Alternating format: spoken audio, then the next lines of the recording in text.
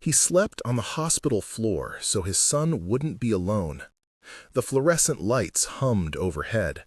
The linoleum felt colder than he imagined a floor could be. A thin hospital blanket tucked under his shoulders. He kept one eye on the closed door to the pediatric ward and one on the small chest rising and falling on the stretcher beside him. Lila's hand, the boy's small fingers, the soft press of breath that held him to the world. A nurse floated past with a cart that squeaked. Footsteps in the corridor sounded like distant waves. There was a scent of antiseptic and something faintly sweet, like a pastry left too long under a heat lamp. He had been awake for more hours than he cared to count. His jacket was balled up as a pillow. His hands smelt faintly of oil. He had been at the garage until midnight and then had not gone home. That was the point. He would not let his son be alone. The doctor came in later, in a jacket that smelled faintly of coffee, carrying a file. He looked at the boy, at the charts, at the monitors, and then at Jack. He pulled a chair back quietly, as if the chair were a fragile thing. He folded his hands in front of him and said softly, "I'm sorry. The scans show something aggressive. We need to move quickly, and there are no guarantees." Jack's mouth closed around a sound that had no words. The world telescoped to the size of that sentence. It hid like ice. He remembered the way Sarah's voice had explained things before. She'd been a nurse. She had always found small language for big terror. She had taught him to breathe in, to breathe out, to name one thing he could do. Now those small tools felt useless. The doctor's voice continued, practical, steady, admitting limitations. But Jack heard only that short line rewounded into his head, over and over, like a scratched record. He sat there on the cold floor and let the phrase settle, like a stone in his chest. That single line reshaped the nights ahead. It turned worry into work. It turned sleeplessness into logistics. It turned a private terror into a practical crisis. Bills, appointments, travel, forms. It demanded things he didn't have: money, time, someone to hold the ropes when he could not. And in that hollow after the doctor left, a different thought crawled up through the shock. Who will sit with Lila when I cannot? Who will make that call if the phone rings in the night? If you believe one small act can change lives, hit like and subscribe. Stay with this one. He had learned to live inside small mercies. 3 years earlier, the habit had been this: a worn counter stool in the corner of a roadside diner, a chipped coffee mug, a photograph of Sarah tucked inside his wallet. He returned to the same stool every Wednesday night, as if the place could answer a question he could no longer ask. The diner's lights threw an amber glow, and rain smattered the windows like a slow drumbeat. The waitress knew his order. The jukebox played an old song that made him light a cigarette in his memory, and then put it out because Sarah had hated the smoke. That night, a young mother came in, rain-soaked, with a little boy dragging at her hand. The mother's hair hung in dark, wet ribbons. She carried a small backpack and the weary look of someone who had been awake and afraid for a long time. Jack noticed the boy first, the way he watched the pie case like a lighthouse, the way he hugged at his mother's sleeve. The diner was crowded enough that the waitress placed a couple of stools together, and there was no chair for the mother. Jack watched her for a long moment, then pushed his own cup to the side and slid his spare plate toward her. He said, "We've got room." It felt like the smallest thing. It felt like the easiest thing. But it was the kind of thing that changed the shape of days. The woman's name was Grace. The boy's name was Ethan. He learned that Grace had been trying to find work after a layoff, and Ethan liked apple pie so much he would watch the display case as if it were a treasure chest. Jack paid for their pie and then left his number on a napkin when he went to the parking lot. He felt foolish and also a little lighter. Memory is not neat. It comes in colors and textures. Jack remembered Sarah's hands, the way she used to warm his when he woke from nightmares. He remembered how she had taught their daughter to tie laces and to braid hair. Sarah had been the steady center that kept small disasters from becoming catastrophes. After she died, the house had learned to live with one voice missing. Jack made dinners with too many empty plates. He left a second cup on the table out of habit. The photograph tucked in his wallet, the one where Sarah had her head on his shoulder, and the sun had caught the scar on his thumb from the summer he'd burned himself while fixing a neighbor's stove, was the closest thing he had to an altar. So when Grace called weeks later, because the bakery down the street needed a hand, he found himself calling Marcus, the bakery owner who'd once let him fix a faulty fryer for a half price, and asking if there might be a job for a young woman who needed her foot in the door. Marcus wasn't rich. He ran by instinct and fairness, and the belief that someone who bakes bread holds a kind of moral account of kindness. Marcus hired Grace. He reduced her hours at first, then added them. He taught her how to read the dough, how to listen to an oven like it were a living thing. The bakery smelled like sugar and yeast and hope. Ethan learned to sit on the high stool and eat blade-thin slices of warm pie, and Lila, on her first visit, learned to hold Ethan's hand so he wouldn't fall. They became neighbors in a principled, slow way.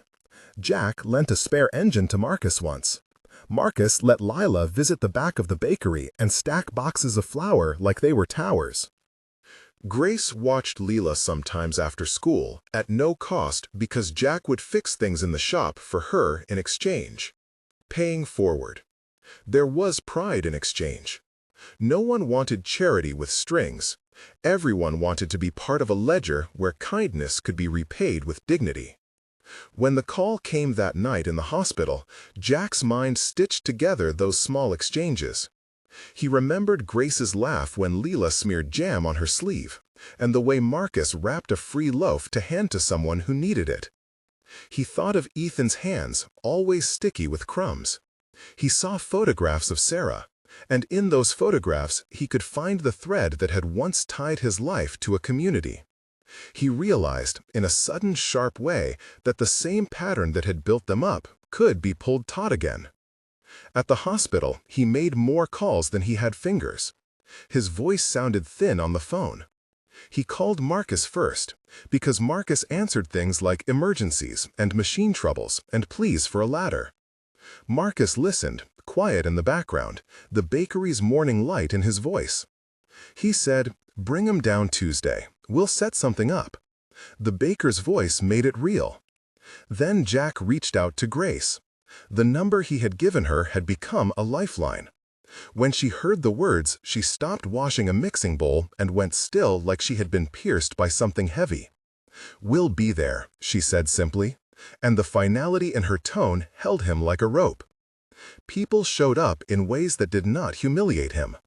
Money appeared in envelopes, handed with an awkward directness. No judge, no pity, just neighbors asking, "How much?" Marcus put a plain jar on the bakery counter with a note that said, "For Lila and her brother." It was the kind of public generosity that let people do small, private things. Drop cash when the bell jingled, put a loaf of bread in a bag, leave a faintly scribbled check. Grace organized a rotating schedule so someone could drive to appointments. A woman from Leela's school who ran the PTA called to ask what they needed, and then turned the fall bake sale into a fundraiser. A pastor from the corner church spoke with calm that did not lean on scripture to press guilt, but offered volunteers who could sit in waiting rooms and bring coffee. This is not a miracle story about cure. The community did not promise the impossible. They promised work and time and meals and the dignity of being asked what was most useful. That made all the difference. The hospital nights multiplied. Jack learned the breath patterns of monitors. He learned the minute economy of a hospital vending machine and how to sleep leaning on his knees in a chair that folded into an awkward bed. He accepted a cot from a social worker for 2 nights, then returned it when others needed it more. Lila, small and fierce, would fall asleep and wake and tell stories of school, of a math problem that felt like a mountain. Jack would listen, because listening felt like the only defense he had against his panic. When the doctor had first told him, the words had landed bluntly. Later, in quieter halls, the doctors used more language about options and palliative care and clinical trials, but Jack held tightly to that first doorway moment where the impossible was simple and raw. We must move quickly, and we cannot promise anything. He respected the honesty. He appreciated the lack of theatrics. He hated that his son had become an item in folders and a list of dates. He hated that there were forms to fill that measured out his grief in boxes. In the quiet hours, Jack went back to what Sarah had taught him about being present. Sarah had spent overnight shifts in emergency rooms holding hands with strangers who would later never remember her face. She had done it not for applause, but because it was what needed doing. Jack remembered her saying once, half asleep, "Sometimes being there is the work." He tried to make that his mantra now. He would not be somewhere else thinking of what-ifs. He would be where Leela could reach his hand. Outside the hospital, the town became a web of small, practical responses. Marcus added a small memorial jar and put in the window a poster with a picture of a child holding a pie slice and the words, "Help for a neighbor tonight." People lined up for coffee and left donations like breadcrumbs. Grace worked double shifts, learning to fold lamb dough and to knead with both palms. And she and Marcus started a weekly bread giveaway where the proceeds fed a fund. The PTA's bake sale brought in enough to cover several visits. An older woman who had once received a loan of a lawnmower from Jack's mechanic shop left an envelope with a note, "Paid forward." The gifts were small on their own and enormous together. There were ugly things too. Whispers in the grocery line. The quick way some faces looked away when Jack's work-stained hands brushed their shoulder. Pride is a fragile thing. He refused to be set upon with pity. That is why the way they helped mattered. They asked him how best to help. They offered work as a way in, not charity. Marcus gave Grace more shifts and hired Leela part-time during school breaks to stack pastry boxes, an honest wage and something that let Leela feel useful and normal. They paid for a rideshare membership for a month, so getting to distant appointments was not a question of whether or not to go. Someone volunteered to bring a small TV for the family room at the hospital. Someone else brought a quilt, hand-stitched in a pattern that could be counted as therapy. Every square a neighbor. The nights were the hardest. When the monitors beeped, Jack's chest would constrict. He paced the corridor in the hours when the vending machines hummed and a janitor pushed a cart that left small circles of light on the floor. He thought of the photo in his wallet and took it out, and Leela slept with Ethan's small dinosaur tucked under her arm. The children adapted to the rhythm of war, laughter in the day, quiet guarding at night. They played with what they had. Leela would braid Ethan's hair and make him a pirate hat from a napkin, and for a little while the world outside the hospital walls felt like an ordinary neighborhood again. There was a night when the power flickered and a storm rolled in like a great sigh. The corridor flooded with a soft electric silence. The monitors blinked red for a second and then came back. Jack sat on the floor, his back against the wall, feeling younger and older all at once. He pressed his palm to the photograph of Sarah and whispered things that sounded like a prayer and like a litany. He was not alone. Grace and Marcus and others had arranged for a volunteer to sit with him for a stretch, just to keep his shoulders from collapsing into indignity.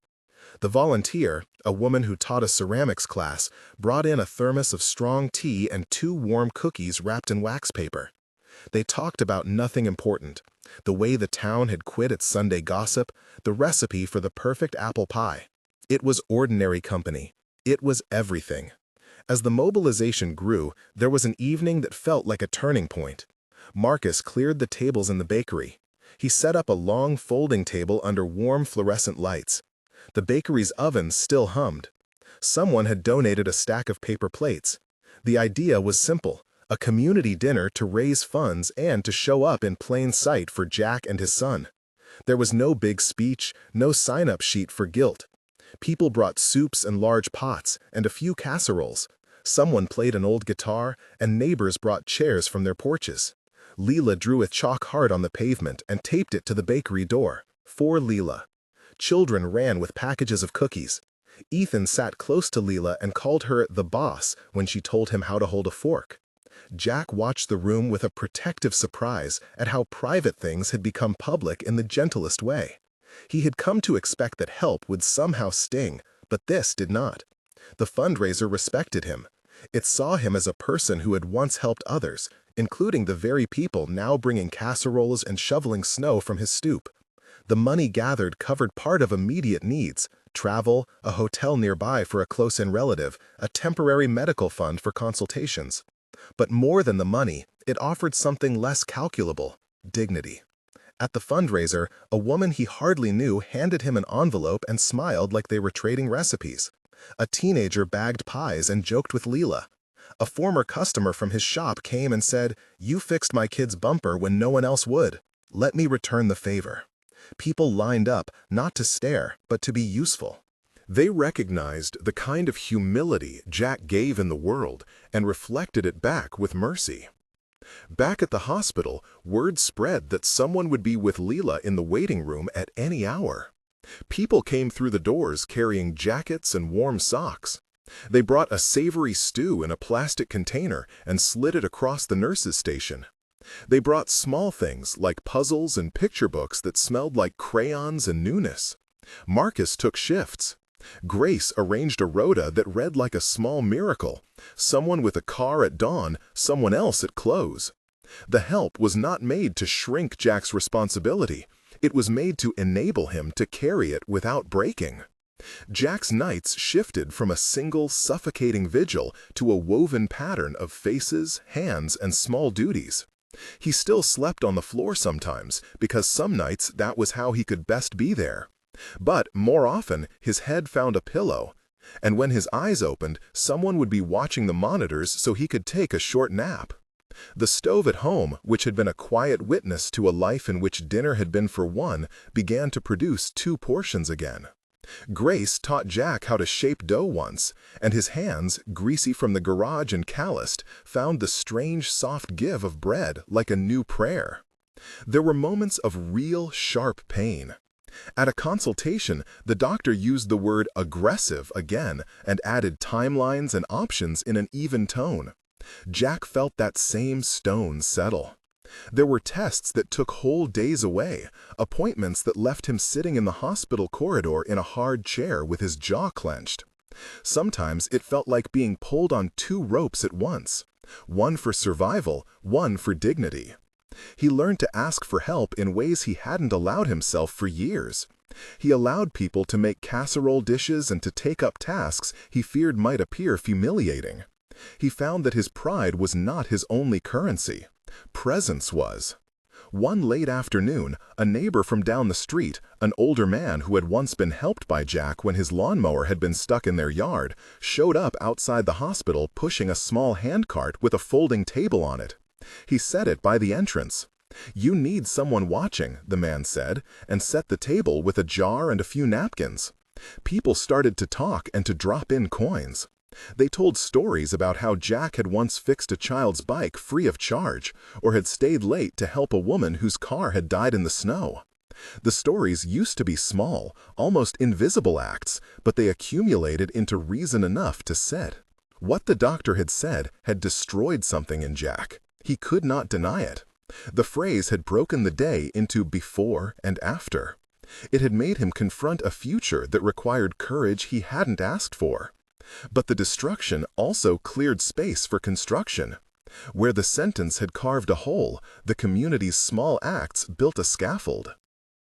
There was a night when Lila slept under the quilt from the bakery, each square sewn by someone in town. Ethan slept beside her, both of them breathing the way children do when they are not yet taught how to worry about the shape of tomorrows. Jack sat by the window, watching snow begin to fall in fat flakes that smudged the streetlight. He thought of Sarah and how she had held his hand in the last days, teaching him, without knowing she was teaching, how to hold on to what mattered. He folded the photograph and put it near the bedside. He thought of the man who had once been alone at a diner, who had in a small decision set a chain of events in motion. He thought of Grace's laughter, and of Marcus's quiet competence, and of all the casseroles and jars and envelopes and volunteers who had declined to treat him like a charity case and instead treated him like a neighbor. The hospital, which had felt so cold at the beginning, was now full of small human warmth. It did not change the prognosis or promise anything regal. It simply changed the town around them. It told Jack that no one intended for him to shoulder the burden alone. It demonstrated a truth he had always suspected. People want to help, in ways that do not humiliate. They want to pay forward the grace they were offered. There is a particular kind of quiet that comes when people gather without headlines, when they bring soup rather than cameras, when they bring their hands rather than their judges. The fundraiser at the bakery had not paid for every test. It had not guaranteed a cure, but it set a plan in motion. Travel funds, a place to rest near the hospital, someone to care for Lila at odd hours. It created a schedule that allowed Jack to make a key appointment and to hold his child's hand during infusion and to be present for the small victories. The plan was practical. It was ordinary. It was everything. One evening, after a long day of appointments, a volunteer walked with Jack down the street toward the bakery. There was a single lamp over the door. The snow had stopped, but the windows were fogged with warmth. Inside, laughter hummed from a central table, and two families, beside them, sat with plates of pie. Lila and Ethan chased each other around the table. Marcus handed Jack a hot cup of coffee and said nothing more than, "It's on the house tonight." Jack almost refused, and then accepted because he had learned that accepting a gift did not render him someone less than. Grace sat across, flowers still in the nails of her fingers, and when she looked at Jack, there was no pity. She saw him as an equal in the ledger of lives. The final picture is not an image of cure, but of continuity. Jack still drove to the hospital some nights. He still checked phone messages with a solemn tenderness. He still feared the worst at 2 in the morning. But the cold floor was no longer the only place he slept. The town had given him a cushion of safety. People who once needed his help now sat beside him and offered practical work to keep their dignity intact. The children grew used to a new normal that included cousins of circumstance, neighbors who became a kind of extended family. The bakery's lights stayed on late, and a few night sandwiches were always waiting in the hospital's vending machine for someone who could not keep their home with them. Jack had been destroyed by a sentence, but he was not left in that rubble. He used the loss to rebuild, gaze by gaze, casserole by casserole. He taught Lila to be brave in small acts, setting a second plate at the table, saying thank you with eye contact. He taught Ethan to read the numbers on a bedside chart as if they were secret codes, to count the ones and tens like a small prayer. The community learned to see the dignity in giving, to offer a job rather than a handout, to set a jar rather than a spotlighted plea. In the end, the most lasting image is simple: a bakery window lit against falling snow. Inside, two families share a table. The chairs are full, the pies are warm, and the conversation is ordinary. There is no miraculous headline. There is only the slow, steady repair of people choosing to be present. Jack looks at the children across the table and feels, for a moment, less like a man at the mercy of forces and more like someone who belongs to a chain. He thinks of Sarah and hears her teaching voice. Sometimes being there is the work. He smiles, small and something like relief, and reaches across to take Lila's hand. If this story mattered to you, share it with someone who needs to know that being seen can change the shape of a life. And if you want to stand with families like Jack's, look for ways to support local efforts that provide practical help, rides, meals, jobs that honor dignity over pity. The line the doctor said destroyed him. The hands of many put him back together.